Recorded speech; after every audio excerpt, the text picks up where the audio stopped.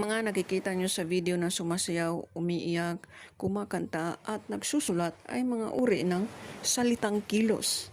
Ang salitang kilos ay tinatawag din natin na pandiwa.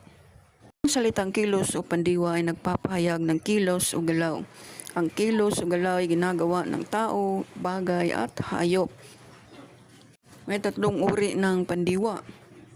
Una, ang pandiwang pangnagdaan. Ibig sabihin, ang kilos ay tapos na. Pandiwang pangkasalukuyan. Ibig sabihin, ang kilos ay kasalukuyang ginagawa. At panghinaharap naman kung ang kilos ay gagawin pa lamang. So, magbibigay tayo ng halimbawa sa pangnagdaan, kung pandiwang pangnagdaan. Halimbawa, naglinis kami ng aming bahay kahapon. Kailan naglinis? Kahapon. So, ibig sabihin, yung kilos ay tapos na. Sa pandiwang pangkasalukuyan naman, ito yung ginagawa natin or palaging ginagawa. Halimbawa, naglalaro. So, merong pantig na inuulit. Naglalaro.